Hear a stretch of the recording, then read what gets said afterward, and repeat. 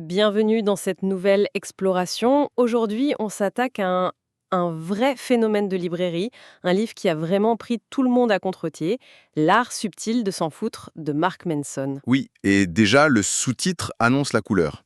Un guide à contre-courant pour être soi-même. C'est ça. C'est un peu le livre de développement personnel pour les gens qui en ont marre du développement personnel. Exactement. Notre mission aujourd'hui, c'est de décortiquer un peu cette philosophie qui dit stop, quoi. Stop à cette injonction permanente à être plus heureux, plus positif. Toujours plus performant.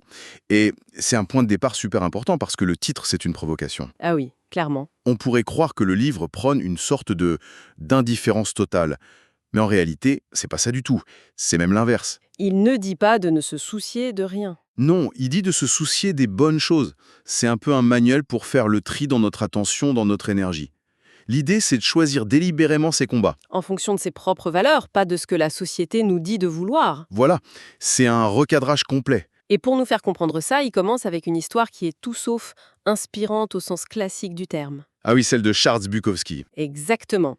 Il le dépeint sans aucune complaisance, hein. Un poète alcoolique, un joueur, un coureur de jupons. Un type qui a enchaîné les boulots minables, quoi, au tri postal pendant des années et refusé par tous les éditeurs. Le loser parfait selon les standards de la société. C'est ça. Et c'est seulement à 50 ans, quand il est au fond du trou, qu'un petit éditeur lui propose un contrat. Un contrat ridicule d'ailleurs. En lui disant, en gros, on sait que tu vas tout boire, mais on tente le coup. C'est à peu près ça. Et Bukowski, il démissionne. Et en 3 semaines, il écrit son premier roman, Post Office. Avec la dédicace à personne.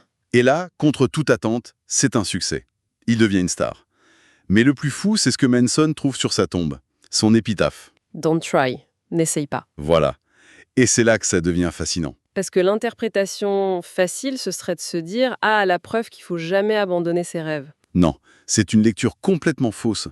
Bukowski n'a pas réussi parce qu'il a essayé d'être un gagnant. Il a réussi parce qu'il était en paix avec le fait d'être un perdant. » Il a jamais cherché à être quelqu'un d'autre, en fait. Jamais. Son succès, c'est juste une conséquence de son honnêteté totale sur ses propres failles. C'est tout le sens du « don't try Ah, c'est ça. Ça veut pas dire ne rien faire. Ça veut dire arrêter d'essayer d'être ce qu'on n'est pas. Bukowski, il était à l'aise dans sa peau de raté. ». Et le succès l'a pas changé. Pas du tout. Il continuait de se pointer ivre à ses lectures. Il s'est pas mis au yoga du jour au lendemain, quoi. Son succès vient du fait que des millions de gens se sont reconnus dans son absence de filtre, dans sa capacité à dire « Oui, la vie est souvent merdique, et moi aussi. Il n'a pas surmonté ses défauts, il en a fait son art. » Voilà. Mais je comprends l'idée, mais est-ce qu'on risque pas de mal l'interpréter?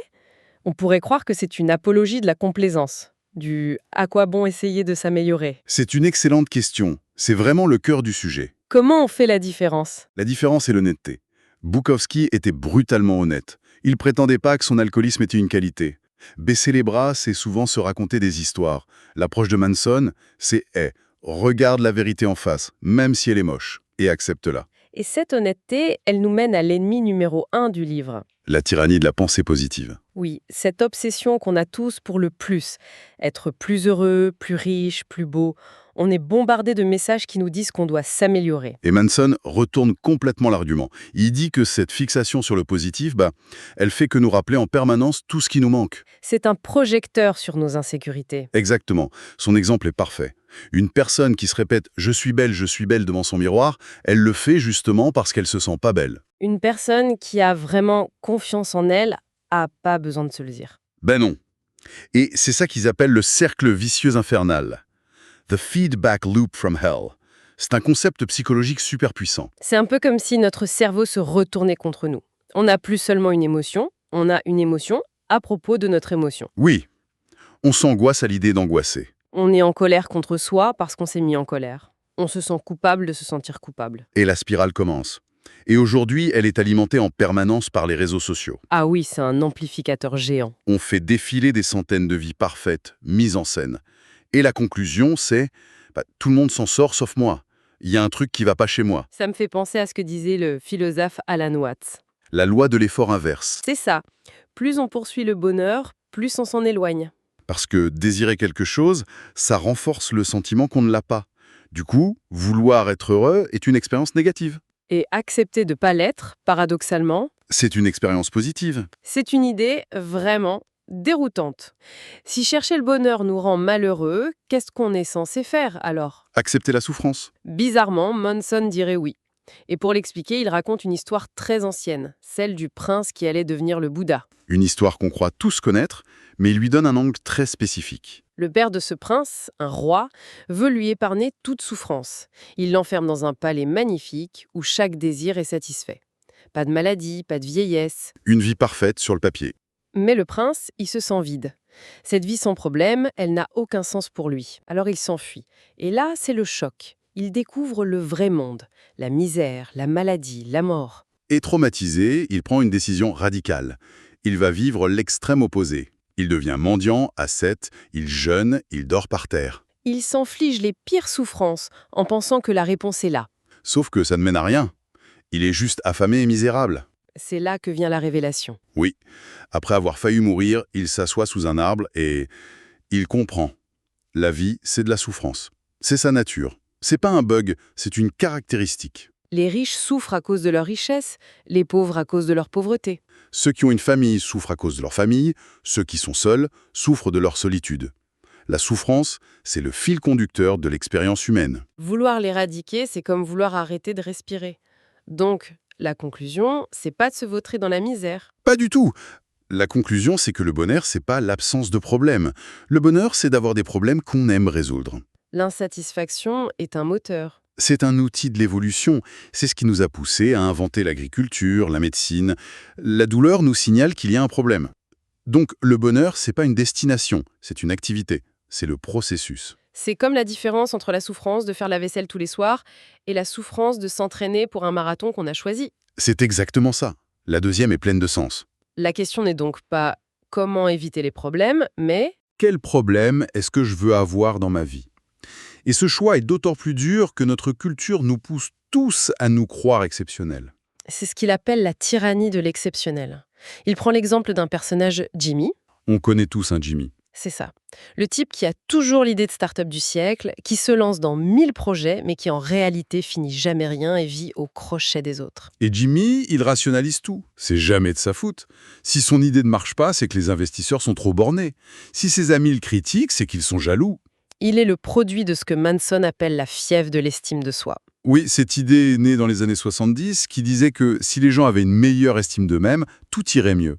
Du coup, on a commencé à donner des médailles de participation, à dire à chaque enfant qu'il était un génie. Et le résultat, c'est une génération de gens qui se sentent en droit d'être exceptionnels sans faire les efforts pour. Et la technologie aide décupler ça. Sur notre téléphone, on a accès aux 0,001% les plus talentueux, les plus riches, les plus beaux du monde. Du coup, la moyenne, le fait d'être normal, est devenu le nouveau standard de l'échec. Ce qui nous amène à la question la plus importante du livre. Ce n'est pas de quoi je veux profiter dans la vie, ça c'est facile. Tout le monde veut un super boulot, une belle relation. La vraie question, la question difficile, c'est quelle souffrance suis-je prêt à endurer? Pourquoi est-ce que je suis prêt à en baver? C'est cette question-là qui détermine le cours d'une vie. Il prend son propre exemple. Adolescent, il rêvait d'être une rockstar. Il s'imaginait sur scène, les fans. Il aimait le résultat, voilà. Mais il n'aimait pas le processus. Il détestait les heures de répétition à s'en faire saigner les doigts, détestait trimballer le matos, galérer pour trouver des concerts. Il voulait la récompense, pas le combat. Donc au fond, il voulait pas vraiment être une rockstar. C'est très clair.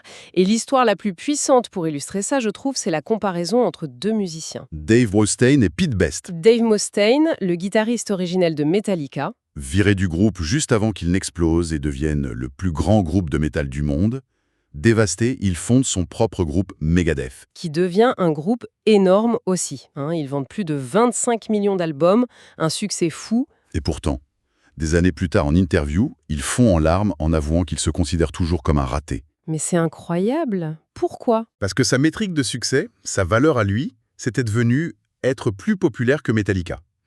Et comme il y est jamais arrivé, son propre succès n'avait aucune saveur. Il avait choisi un jeu qu'il ne pouvait pas gagner. Exactement, et ça l'a rendu malheureux. Maintenant, on compare avec Pete Best, le premier batteur des Beatles. Viré juste avant la Beatlemania. Le cauchemar absolu. Sa vie a été détruite. Dépression pendant des années, on imagine qu'il a dû passer sa vie à se dire « et si ?» C'est ce qu'on pourrait croire. Mais des décennies plus tard, il déclare qu'il est plus heureux qu'il ne l'aurait jamais été avec les Beatles. Comment c'est possible? Après des années de souffrance, il a réévalué ses valeurs. Il a réalisé que ce qui comptait le plus pour lui, c'était pas la gloire, mais une vie de famille stable, sa femme, ses enfants. Il a changé les règles de son propre jeu. C'est ça, la leçon est là. Le succès, c'est la qualité du processus qu'on choisit. On est l'arbitre de notre propre réussite. Ce qui veut dire qu'on est aussi responsable de nos échecs, ou du moins de comment on y réagit. Et pour ça, il y a l'histoire de William James qui m'a vraiment marqué. On le connaît comme le père de la psychologie américaine, mais son point de départ, C'était une catastrophe, c'est ça. un désastre, oui. Jeune homme, il était malade, il a échoué dans tout ce qu'il a tenté, et il vivait dans l'ombre de son père et de son frère, Henry James, le romancier, Il se sentait complètement raté. au point de contempler le suicide. Et comment il s'en est sorti? Il a décidé de faire une expérience sur lui-même. Pendant 1 an, il allait se considérer 100% responsable de tout ce qui lui arrivait. Tout, positif ou négatif? Oui. Il a écrit que cet acte de prendre la responsabilité était sa première action de libre arbitre. Et ça a été sa renaissance. C'est à partir de là qu'il a bâti sa carrière. Manson insiste beaucoup sur la différence entre faute et responsabilité. C'est le point le plus important. C'est pas la même chose. La faute, c'est le passé. Exactement. Et la responsabilité, c'est le présent. L'exemple du livre est parfait. Imaginez qu'on dépose un bébé sur le pas de votre porte. Ce n'est pas ma faute. Non, vous n'y êtes pour rien. Mais à l'instant où vous le découvrez, il devient votre responsabilité. Qu'est-ce que vous faites? Vous appelez les services sociaux? Vous l'ignorez? Vous le prenez chez vous? Quel que soit mon choix, je suis responsable des conséquences. C'est ça. On contrôle pas toujours les cartes qu'on nous distribue, mais on contrôle toujours comment on les joue. Donc, la faute regarde en arrière, la responsabilité regarde vers l'avant. C'est un peu ça. Précisément. Rejeter la faute sur les autres, sur les circonstances, ça nous met en position de victime.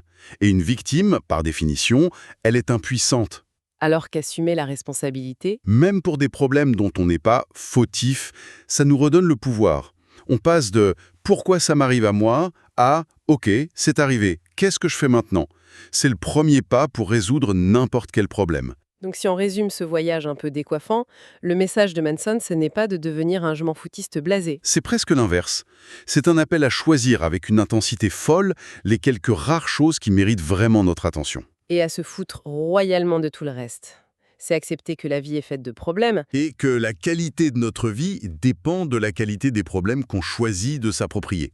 et enfin, c'est prendre la pleine responsabilité de nos réactions, peu importe ce qui nous arrive. Et pour laisser une dernière piste de réflexion, on peut regarder la fin du livre. Manson explique que notre cerveau est une machine à créer du sens, mais une machine très imparfaite. Nos certitudes les plus fortes ne sont que des histoires qu'on se raconte en fait. Pour se rassurer, oui. Et dans cette optique, la vraie croissance personnelle, ça viendrait pas de la recherche des bonnes réponses définitives, mais de l'apprentissage à être un peu moins sûr de soi chaque jour. On repart avec ça en tête, c'est assez vertigineux comme idée. Absolument. La question finale qu'on pourrait se poser, c'est donc, et si le plus grand obstacle à notre épanouissement, c'était pas nos problèmes, nos échecs ou nos souffrances, mais plutôt la certitude inébranlable qu'on a de savoir qui on est et ce qui est vrai?